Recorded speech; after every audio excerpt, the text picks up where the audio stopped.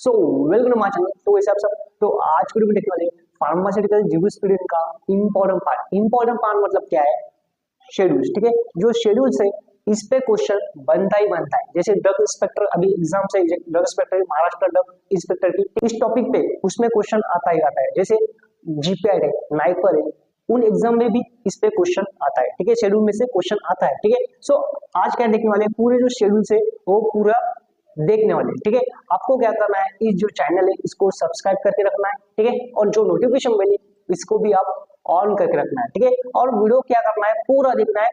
अगर आपको वीडियो पसंद आए वीडियो को लाइक करके जरूर जाना। ठीक है, चलो तो आप देखो शेड्यूल क्या है, शेड्यूल। ठीक है, सो आप जो A B C C1 D, ठीक है, देन E1 F1, ठीक है, ऐसे अलग अलग प्रकार के जो शेड्यूल्स दिए हैं इसको हम अच्छे से अभी यहाँ पे पढ़ने वाले। क्या है शेड्यूल? ठीक है, सो ए आप देखो जो ए शेड्यूल्स है, ए शेड्यूल किसके लिए?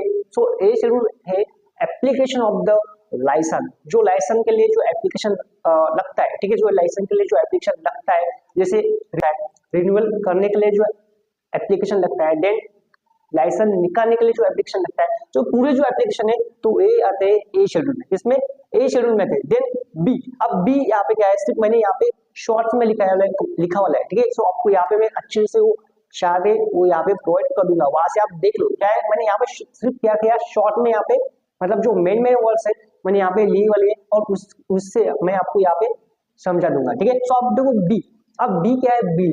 अब बिल मतलब क्या है, बिल फॉर द टेस्टिंग, जो टेस्टिंग करने के लिए हम सैंपल भेजते हैं। ठीक है, तो उसके जो बिल पे करना है, उसके लिए जो बिल हम पे करते हैं, तो वो जो बिल आता है वो बी शेड्यूल में आता है। किसमें?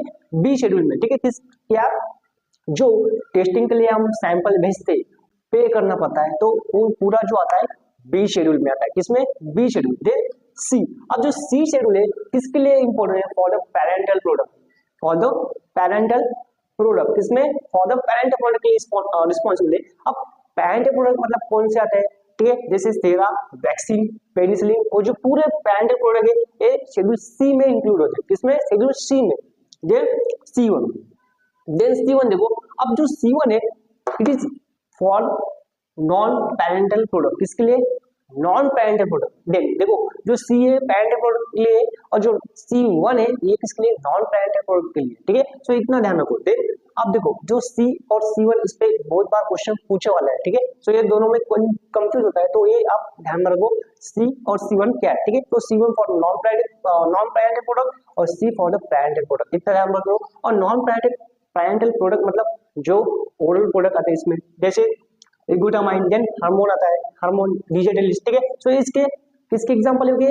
Non parental product. और भी एग्जांपल आते हैं, मैं आपको यहाँ पे प्रोवाइड कर दूंगा, वो आप देख लो। ठीक है, अब देखो देन डी आता है। अब डी मतलब क्या है? Not required license for the import of drug. मतलब डी शेड्यूल किसके लिए दिया वाला है? ऐसे ड्रग उसके लिए लाइसेंस नहीं लगता। किसके लिए? ऐसे ड्रग जिसके लिए लाइसेंस नहीं लगता for the import of the drug. Import करने के लिए मतलब हमारे जो अदर कंट्री से अगर हमारे इंडिया में अगर ड्रग लाना है तो उसके लिए लाइसेंस नहीं लगता। वैसे जो ड्रग है वो ड्रग इसमें किसमें आने वाले? शेड्यूल डी में। क्या है? Not required license for the import of drug. ऐसे ड्रग जिसको लाइसेंस नहीं लगता फॉर द इंपोर्ट करने के लिए, मतलब इंपोर्ट करने के लिए फ्रॉम अदर कंट्री में हमारे जो इंडिया में अगर आपको ड्रग लाना है उसके लिए लाइसेंस नहीं लेगा। ठीक है, सो वो आते हैं शेड्यूल डी में। ठीक है, सो इतना समझ आया। देन अब देखो E1। ठीक है, सो यहाँ पे ई नहीं है, क्या है? E1 है। क्या है? E1। सो ई मतलब क्या है? इविल, जो इविल मतलब राक्षस। क्या है? राक्षस मतलब इविल मतलब राक्षस। ठीक है, हम यहाँ पे सिर्फ एक ट्रिक्स के लिए मैंने यहाँ पे इविल लिखा हुआ है। ठीक है, सो E1 मतलब इविल नहीं होता, यहाँ पे सिर्फ मैंने यहाँ पे ट्रिक्स के लिए यहाँ पे इविल लिखा हुआ है। बट E1 इसमें क्या आता है? देखो इस शेड्यूल में क्या आता है, देखो पॉइजनस सब्सटेंस, जो पॉइजनस सब्सटेंस होते हैं वो all poisonous substance are included in E1 schedule. Then F। अब F में देखो बहुत सारे पार्ट यहाँ पे मिलते हैं F के। देखो सो पार्ट 12B एक रोमन मतलब जो रोमन सिंबल है इसमें लिखा वाला है पार्ट 12B। ठीक है, सो पार्ट 12B में क्या आता है? देखो फॉर द ब्लड प्रोडक्ट, जो operation functioning of the blood जो कंपोनेंट्स है वो पूरे किस में आता है? F schedule. और F में भी किस में? पार्ट 12B में आता है। Then F1। अब F1 में देखो part 1, part 2, part 3, but part 1 के भी यहाँ पे 2 पार्ट्स यहाँ पे गिरी वाली, देखो part 1A, part 1B, part 1A, part 1B, और जो पार्ट 2 है देखो पार्ट 2 और पार्ट 3, मतलब यहाँ पे 3 पार्ट F1 की गिरी वाले। अब देखो पार्ट 1 समझिए पहले, जो पार्ट 1 है, पार्ट 1 में क्या है, पार्ट 1A, पार्ट 1 के 2 पार्ट है यहाँ पे, पार्ट 1A, पार्ट 2B, ठीक है। सो देखो पार्ट 1A क्या है, production of the bacterial vaccine, ये भी क्या है बैक्टीरियल वैक्सीन पार्ट 1A में। देन पार्ट 1B में क्या है, production of the viral vaccine, part 1A में production of the bacterial vaccine, part 1B में production of the viral vaccine, ठीक है। Then part 2, then part 2 F का चल रही है, F का ही चल रही है, बट अब देखो इसमें पार्ट 2 क्या है, पार्ट 2 क्या है, production of the all sera from the living animals, production of the all sera from the living animals or living organism. Then part 3, then क्या है part 3, it is very important for manufacturers and standardization of the diagnostic agent, क्या है manufacture and standardizations of the diagnostic agent, ये आता है part 3 में, इतना समझ आया। देन ये होगा F1 का पार्ट, ठीक है, ये होगा F1 का पार्ट। अब F2 क्या है, F2 में देखो standard for the surgical dressing, standardization of the STD क्या है, standardization of the surgical dressing. Then F3 क्या है, F3 आ गया भाई standardization of the umbilical tapes, क्या अम्बिलिकल टेप्स, ठीक है, जो प्रेग्नेंट मतलब जो सर्जिकल टाइम जो प्रेग्नेंट वुमन है उस टाइम जो अम्बिलिकल टेप्स रहता है वो standardization of the umbilical tapes वो आता है F3 में, किसमें F3 में। देन आप देखो यहाँ पे FF 2F है, यहाँ पे 2F है, ठीक है। जैसे हमारी जो आंख है कितने 2 है, जैसे FF किसके लिए रिस्पॉन्सिबल है, for the standardization of the ophthalmic preparation, ठीक है, जो आंख में जो डालते हैं ऑफ्थल्मिक प्रिपरेशन, ठीक है। सो उसके लिए क्या है FF, जो FF शेड्यूल यहाँ पे दिए वाले हैं। देन G शेड्यूल क्या है, देखो ड्रग टेकन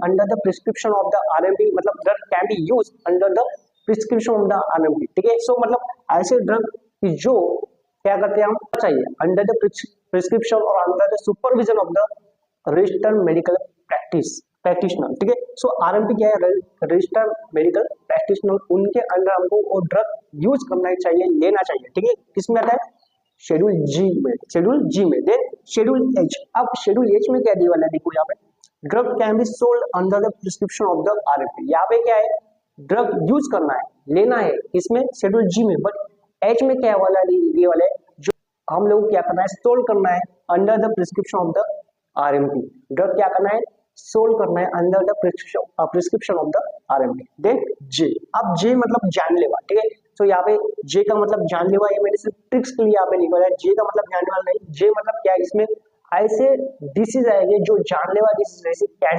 कैंसर डिसीज रहता है, मेजर डिसीज बोलते हैं हम, वो सब डिसीज J शेड्यूल में आते हैं। देन अब K क्या है, it's very important for not require the license for the manufacture of the drug. आप देखो यहाँ पे D और K इसमें कंफ्यूज, जो शेड्यूल D है और शेड्यूल K इसमें कंफ्यूज होता है, क्या होता है, देखो जो शेड्यूल D देखो क्या है, शेड्यूल D क्या कहा भैया, ये देखो not require license for the import of drug, यहाँ पे इम्पोर्ट करने के लिए क्या ड्रग इम्पोर्ट करने के लिए लाइसेंस रिक्वायर है, इसमें आता है D schedule. But K schedule में क्या आता है, not require license for the manufacture of the drug, ऐसे ड्रग उसको मैन्युफैक्चर करने के लिए लाइसेंस नहीं लगता, ऐसे जो ड्रग है वो किसमें इन्वॉल्व होते हैं, शेड्यूल K में, किसमें शेड्यूल K, ठीक है। सो बाकी क्या नेक्स्ट पार्ट में देखेंगे।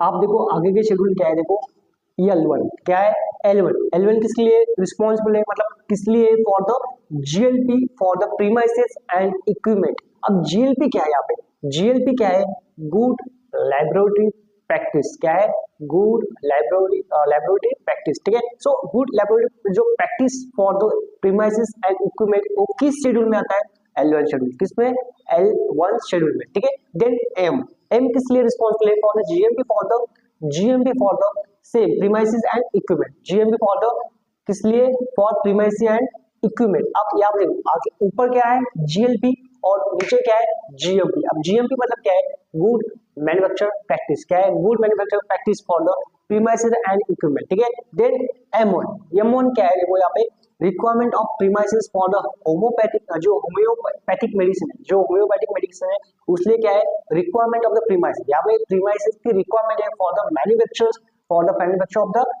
इसलिए for the manufacture of the homeopathic, जो होम्योपैथिक मेडिसिन उसलिए क्या है प्रीमाइसिस की रिक्वायरमेंट है वो किस शेड्यूल में आता है, शेड्यूल M1, किसमें, शेड्यूल M1, ठीक है। ऐसे ध्यान रखो प्रीमाइसिस की रिक्वायरमेंट है फॉर द होम्योपैथिक मेडिसिन, ठीक है, इतना ध्यान रखो M1 में। देन M2, अब M2 में भी क्या है, सेम है, requirement of the premises and equipment for the cosmetic की और किसकी, इक्विपमेंट की। देन M3 भी सेम है, requirement of the premises and equipments for the medical device, ठीक है। सो ऐसे सीधे सीधे ध्यान में रखो क्या है, M1 इज response for the homeopathic medicine, then M2 for the cosmetic and M3 for the medical device, इतना ध्यान रखो। देन N, अब N क्या है, नीड, ठीक है, शॉर्ट में लिखा है नीड। नीड मतलब क्या है, मतलब क्या बोलते हैं उसे, गरज, ठीक है, मराठी में क्या बोलते हैं, गरज, ठीक है, आवश्यकता, ठीक है। सो N क्या है, नीड। नीड मतलब यहाँ पे किसी ना किसी चीज की नीड होगी, ठीक है। सो मतलब need of pharmacy, need of the equipments, need of the premises for running of the pharmacy, for the running of the pharmacy, ठीक है। वो क्या आता है इसमें, जो जितने भी फैसिलिटीज है, जो इक्विपमेंट्स है, जो प्रीमाइसेस रिक्वायर, वो किस शेड्यूल में आता है, शेड्यूल ईयर में, इसमें शेड्यूल ईयर में। देन ओ शेड्यूल, अब ओ शेड्यूल में दे दो वो क्या हो गया, फेनॉल्स। अब फेनॉल क्या है, एक डिसइंफेक्टेड की तरह यहाँ पे हम उसको यूज कर सकते हैं, ठीक है, किसी कंपोजिशन मतलब प्रिपरेशन में उसको डाल के हम डिसइंफेक्टेड की तरह उसको यूज करते हैं। मतलब फेनॉल फॉर द मतलब जो स्टैंडर्ड फॉर द डिसइंफेक्टेंट, वो इसमें किसमें आता है, शेड्यूल ओ में। देन पी शेड्यूल में क्या आता है, देखो पी मतलब पीरियड, मतलब इस शॉर्ट में क्या है, पीरियड। अब पीरियड मतलब किसी चीज का टाइम होगा, टाइम मतलब एक्सपायरी। आप इसमें schedule P responsible for the standard for the expiry of the drug, ठीक है। सो एक्सपायरी ऑफ द ड्रग किस शेड्यूल में आता है, शेड्यूल पी में। Period of the drug, expiry of the drug किसमें, शेड्यूल पी में। अब P1, शेड्यूल P1 क्या है, शेड्यूल P1 में देखो क्या है, पैकेट साइज, जो पैकेट साइज है ड्रग रखने के लिए कितनी पैकेट साइज है, वो किसमें आता है, P1 शेड्यूल, किसमें, शेड्यूल P1। देन Q, अब Q किसके लिए रिस्पॉन्सिबल है, for the list of the dyes है, जो डाइज पिगमेंट कलर्स, ठीक है। सो परमिटेड फॉर द, इसलिए for the cosmetic and so, ठीक है। सो पूरे जो लिस्ट ऑफ द कलर्स, जो डाइज है, पिगमेंट है, इसलिए फॉर द आपने जो कॉस्मेटिक और सोप के लिए, वो पूरे किस शेड्यूल में आता है, शेड्यूल क्यू में, इसमें शेड्यूल क्यू में।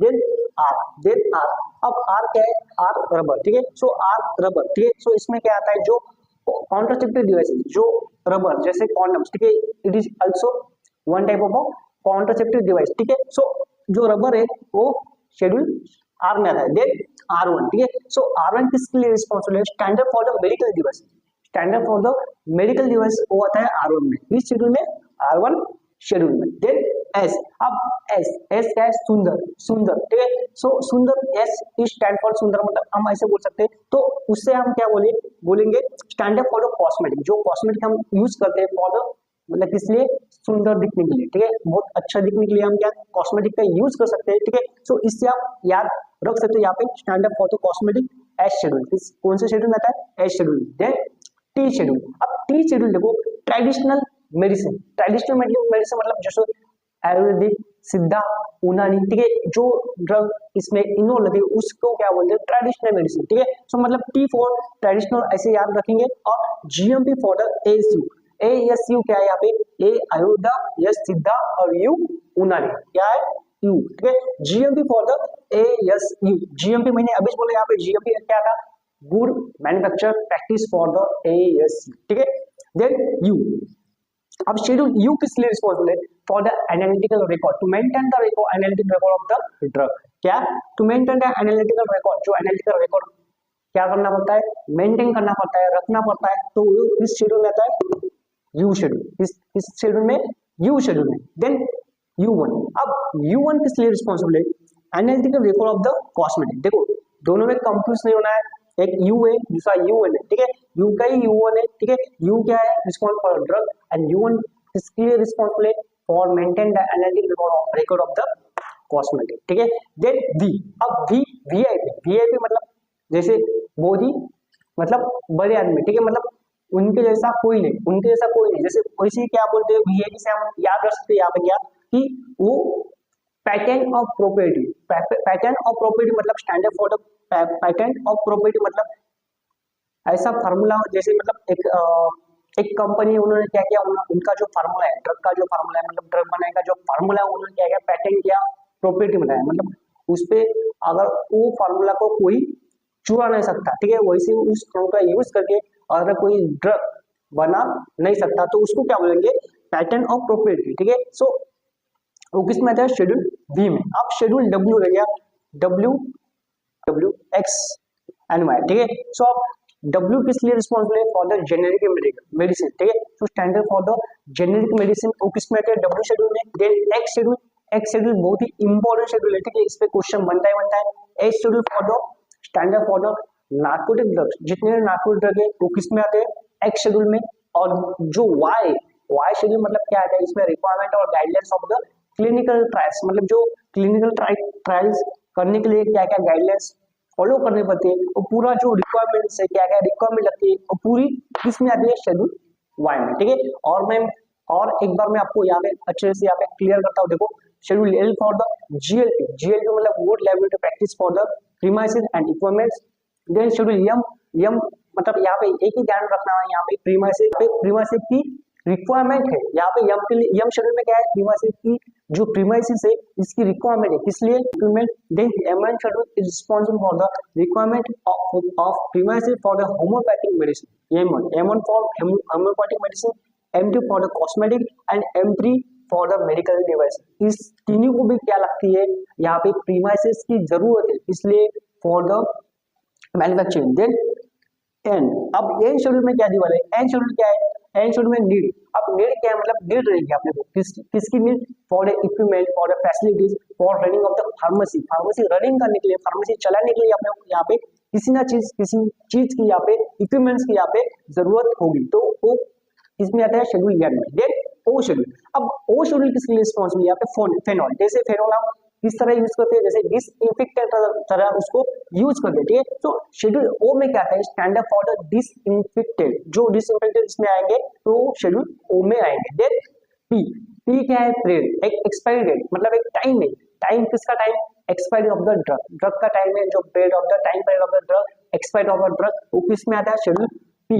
अब उसी का पार्ट है P1, उसी का पार्ट है P1 में क्या आता है, पैकेट साइज ड्रग उसमें रखते हैं, ठीक है, वो जो पैकेट में ड्रग रखते हैं उस पैकेट का साइज क्या है, वो पूरा किसमें है, किसमें है, शेड्यूल P1 में। देन शेड्यूल क्यू क्या है, list of the pigment dye colours जो यूज करते हैं कॉस्मेटिक में, देन ड्रग्स में, देन सोप में, ठीक है, तो पूरे लिस्ट का ड्रग जो कलर्स की लिस्ट है वो किसमें आएगी, शेड्यूल क्यू में, किसमें, शेड्यूल क्यू में। देन शेड्यूल आर मतलब रबर जो कॉन्ट्रासेप्टिव डिवाइस जैसे कॉन्डम्स, वो पूरे इसमें आते हैं आर में, ठीक है, किसमें, आर में। देन R1 किसके responsible, standard for the cosmetic device, standard for the medical device, इसके लिए standard for the medical device, ये R1 शेड्यूल रिस्पॉन्सिबल है। देन एस मैंने अभी बोला सुंदर दिखने के लिए जो हम क्या यूज करते हैं, कॉस्मेटिक, अलग अलग प्रकार के कॉस्मेटिक यूज करते हैं, मतलब yes for standard for the cosmetic, इतना ध्यान रखेंगे। देन टी क्या है, मैंने बोला टी से क्या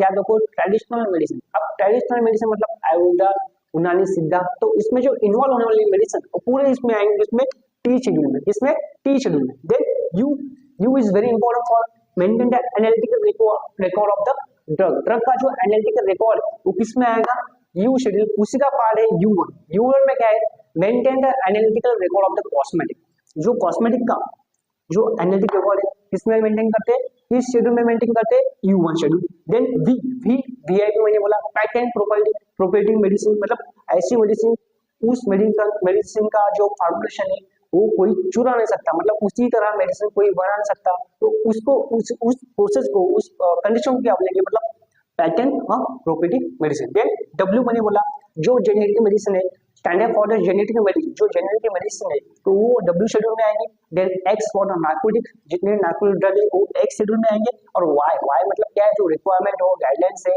इसलिए फॉर द क्लिनिकल ट्रायल्स करने के लिए जो गाइडलाइंस रिक्वायरमेंट है, देन जो अपनी क्या जो रिक्वायरमेंट्स है तो पूरे किसमें दिए वाले, शेड्यूल Y में, ठीक है। सो इतना जो शेड्यूल का पार्ट आपको अच्छी तरह से यहाँ पे क्लियर हुआ होगा, ठीक है। सो आई होप आपको ये वीडियो भी अच्छा लगा होगा। अगर आपको वीडियो अच्छा लगे, अगर पूरा समझ आया, ठीक है, सो अगर कुछ भी समझ आया आप कमेंट में आप लिख सकते हो, ठीक है।